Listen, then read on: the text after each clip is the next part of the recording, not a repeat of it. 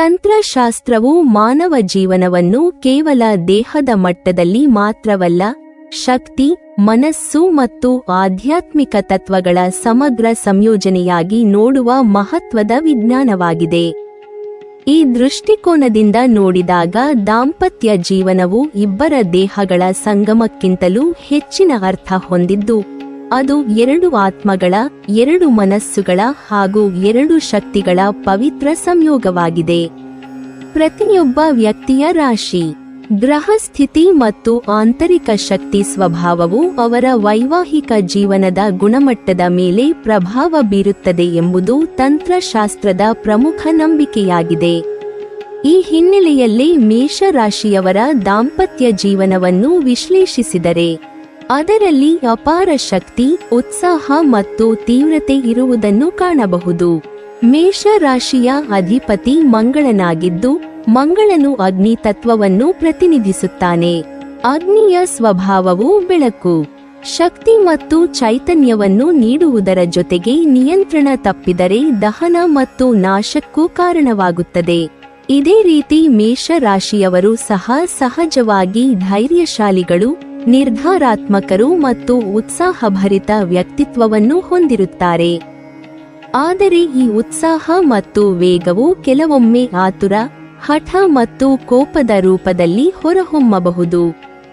ದಾಂಪತ್ಯ ಜೀವನದಲ್ಲಿ ಈ ಗುಣಗಳು ಸರಿಯಾದ ಮಾರ್ಗದರ್ಶನ ಮತ್ತು ನಿಯಂತ್ರಣವಿಲ್ಲದಿದ್ದರೆ ಜಗಳ, ಮನಸ್ತಾಪ ಮತ್ತು ದೂರಾವಸ್ಥೆಗೆ ಕಾರಣವಾಗುವ ಸಾಧ್ಯತೆಯಿದೆ ಎಂದು ತಂತ್ರಶಾಸ್ತ್ರ ಎಚ್ಚರಿಸುತ್ತದೆ. ತಂತ್ರಶಾಸ್ತ್ರದ ಪ್ರಕಾರ ದಾಂಪತ್ಯದಲ್ಲಿ ಶಾಂತಿ ಕಾಪಾಡಿಕೊಳ್ಳಲು ಮೊದಲನೆಯದಾಗಿ ವ್ಯಕ್ತಿಯು ತನ್ನ ಒಳಗಿನ ಶಕ್ತಿಯನ್ನು ಅರಿತುಕೊಳ್ಳಬೇಕು. ಮೇಷರಾಶಿಯವರು ತಮ್ಮೊಳಗಿನ ಅಗ್ನಿ ತತ್ವವನ್ನು ಶಮನಗೊಳಿಸುವ ಅಭ್ಯಾಸ ಬೆಳೆಸಿಕೊಳ್ಳುವುದು ಅತ್ಯಂತ ಮುಖ್ಯ. ಕೋಪ ಬಂದ ಕ್ಷಣದಲ್ಲಿ ತಕ್ಷಣ ಪ್ರತಿಕ್ರಿಯಿಸುವ ಬದಲು ಸ್ವಲ್ಪ ಕಾಲ ಮೌನವಾಗಿರುವುದು ಅತ್ಯಂತ ಶಕ್ತಿಶಾಲಿ ಉಪಾಯವೆಂದು ತಂತ್ರಶಾಸ್ತ್ರ ಹೇಳುತ್ತದೆ. ಮೌನವು ನಕಾರಾತ್ಮಕ ಶಕ್ತಿಯನ್ನು ತಡೆದು ಮನಸ್ಸಿಗೆ ಶಾಂತಿಯನ್ನು ನೀಡುವ ಮಹತ್ವದ ಸಾಧನವಾಗಿದೆ. ಕೋಪ ಬಂದಾಗ ಒಂದು ಗ್ಲಾಸ್ ನೀರು ಕುಡಿಯುವುದು, ಆಳವಾದ ಉಸಿರಾಟ ಮಾಡುವುದು ಅಥವಾ ಕೆಲ ನಿಮಿಷ ಏಕಾಂತದಲ್ಲಿರುವುದು ಮನಸ್ಸಿನ ಉಗ್ರತೆಯನ್ನು ತಗ್ಗಿಸಿ ವಿವೇಕಪೂರ್ಣ ನಿರ್ಧಾರಕ್ಕೆ ಸಹಾಯ ಮಾಡುತ್ತದೆ. ದಾಂಪತ್ಯ ಸುಖದ ಪ್ರಮುಖ ಕಾರಕನಾದ ಶುಕ್ರನ ಶಕ್ತಿಯನ್ನು ಬಲಪಡಿಸುವುದು ಮೇಷರಾಶಿಯವರಿಗೆ ಅತ್ಯಂತ ಅಗತ್ಯವೆಂದು ತಂತ್ರಶಾಸ್ತ್ರ ಸೂಚಿಸುತ್ತದೆ. ಶುಕ್ರನು ಪ್ರೀತಿ, ಸೌಂದರ್ಯ, ಆಕರ್ಷಣೆ ಮತ್ತು ಸಹನೆಯ ಪ್ರತೀಕ. ಶುಕ್ರ ಶಕ್ತಿ ಬಲವಾಗಿದ್ದರೆ ಪತಿ ಪತ್ನಿಯರ ನಡುವೆ ಪ್ರೀತಿ ಮತ್ತು ಪರಸ್ಪರ ಅರ್ಥಮಾಡಿಕೊಳ್ಳುವ ಗುಣ ಹೆಚ್ಚಾಗುತ್ತದೆ. ಆದ್ದರಿಂದ ಶುಕ್ರವಾರಗಳನ್ನು ಶುದ್ಧತೆ, ಸೌಮ್ಯತೆ ಮತ್ತು ಸೌಂದರ್ಯಕ್ಕೆ ಮೀಸಲಿಡುವುದು ಉತ್ತಮ. ಮನೆಯಲ್ಲಿ ಶುಭ್ರತೆ, ಸುಗಂಧ ವಾತಾವರಣ ಮತ್ತು ಸಿಹಿ ಮಾತುಗಳನ್ನು ಹೆಚ್ಚಿಸುವುದು ದಾಂಪತ್ಯದ ಶಕ್ತಿಯನ್ನು ಮೃದುವಾಗಿಸುತ್ತದೆ. ಮನೆಯ ವಾತಾವರಣವೇ ದಾಂಪತ್ಯ ಜೀವನದ ಪ್ರತಿಬಿಂಬವಾಗಿರುವುದರಿಂದ ಅಶುದ್ಧತೆ ಮತ್ತು ಅಸ್ತವ್ಯಸ್ತತೆ ಸಂಬಂಧದಲ್ಲಿಯೂ ಅಶಾಂತಿಯನ್ನುಂಟು ಮಾಡುತ್ತದೆ ಎಂದು ತಂತ್ರಶಾಸ್ತ್ರ ಹೇಳುತ್ತದೆ. ಮಲಗುವ ಕೋಣೆಯನ್ನು ಮೇಷರಾಶಿಯವರು ಶಕ್ತಿಯ ಕೇಂದ್ರವೆಂದು ಪರಿಗಣಿಸಬೇಕು. ಅಲ್ಲಿ ಜಗಳ, ಕಟುವಾದ ಮಾತುಗಳು ಮತ್ತು ಅಶುದ್ಧತೆ ಇರಬಾರದು.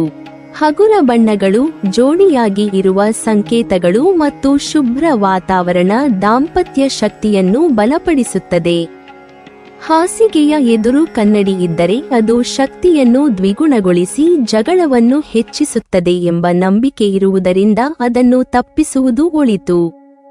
ಮಲಗುವ ಮೊದಲು ದಿನದ ಎಲ್ಲ ಅಸಮಾಧಾನಗಳನ್ನು ಮನಸ್ಸಿನಲ್ಲಿ ಬಿಡುವ ಅಭ್ಯಾಸ ಬೆಳೆಸಿಕೊಳ್ಳಬೇಕು. ಧನಾತ್ಮಕ ಸಂಕಲ್ಪದೊಂದಿಗೆ ಮಲಗುವುದು ಸಂಬಂಧವನ್ನು ಒಳಗಿನಿಂದಲೇ ಬಲಪಡಿಸುವ ಶಕ್ತಿಶಾಲಿ ಮಾನಸಿಕ ಉಪಾಯವಾಗಿದೆ. ಆಧ್ಯಾತ್ಮಿಕ ದೃಷ್ಟಿಯಿಂದ ನೋಡಿದರೆ ಶಿವಶಕ್ತಿ ತತ್ವವು ದಾಂಪತ್ಯ ಸಮತೋಲನದ ಮಹತ್ತರ ಸಂಕೇತವಾಗಿದೆ. ಶಿವನು ಸ್ಥಿರತೆಯನ್ನು ಮತ್ತು ಶಾಂತಿಯನ್ನು ಪ್ರತಿನಿಧಿಸಿದರೆ, ಶಕ್ತಿ ಚೈತನ್ಯವನ್ನು ಮತ್ತು ಚಲನೆಯನ್ನು ಪ್ರತಿನಿಧಿಸುತ್ತಾಳೆ. ಮೇಷರಾಶಿಯವರು ಶಿವನ ಆರಾಧನೆಯ ಮೂಲಕ ತಮ್ಮ ಅಹಂಕಾರ ಮತ್ತು ಕೋಪವನ್ನು ಕಡಿಮೆ ಮಾಡಿಕೊಳ್ಳಬಹುದು. ಶಿವನ ಧ್ಯಾನವು ಮನಸ್ಸನ್ನು ಸ್ಥಿರಗೊಳಿಸಿ ಸಂಬಂಧದಲ್ಲಿ ಸಹನೆಯನ್ನು ಹೆಚ್ಚಿಸುತ್ತದೆ. ಅದೇ ರೀತಿ ಮಂಗಳನ ಉಗ್ರತೆಯನ್ನು ನಿಯಂತ್ರಿಸಲು ಹನುಮಂತನ ಸ್ಮರಣೆ ಸಹಾಯಕವಾಗುತ್ತದೆ ಎಂದು ತಂತ್ರಶಾಸ್ತ್ರ ಹೇಳುತ್ತದೆ. ಈ ಆರಾಧನೆಗಳ ಮೂಲ ಉದ್ದೇಶ ಭಯವಲ್ಲ, ಮನಸ್ಸನ್ನು ಶುದ್ಧಗೊಳಿಸಿ ವರ್ತನೆಯಲ್ಲಿ ಮೃದುತ್ವ ತರುವುದಾಗಿದೆ. ತಂತ್ರಶಾಸ್ತ್ರವು ದಾಂಪತ್ಯದಲ್ಲಿ ಸಿಹಿ ಮಾತುಗಳ ಮಹತ್ವವನ್ನು ಬಹಳ ಒತ್ತಿ ಹೇಳುತ್ತದೆ. ದಿನಕ್ಕೆ ಕನಿಷ್ಠ ಒಂದು ಪ್ರೀತಿಯ ಮಾತು, ಒಂದು ಮೆಚ್ಚುಗೆ ಅಥವಾ ಒಂದು ನಗು ಸಂಬಂಧವನ್ನು ಜೀವಂತವಾಗಿರಿಸುತ್ತದೆ. ಜಗಳ ತಪ್ಪಿಸಲು ಹೊರಗಿನ ಉಪಾಯಗಳಿಗಿಂತ ಒಳಗಿನ ಬದಲಾವಣೆ ಮುಖ್ಯವೆಂದು ತಂತ್ರಶಾಸ್ತ್ರ ನಂಬುತ್ತದೆ. ಪತಿ ಪತ್ನಿಯರು ಪರಸ್ಪರ ಎದುರಾಳಿಗಳಲ್ಲ, ಒಂದೇ ಗುರಿಯ ಸಹಯಾತ್ರಿಗಳೆಂಬ ಭಾವನೆ ಬೆಳೆಸಿಕೊಂಡಾಗ ಸಂಬಂಧದಲ್ಲಿ ಸಹಜವಾಗಿ ಶಾಂತಿ ನೆಲೆಸುತ್ತದೆ.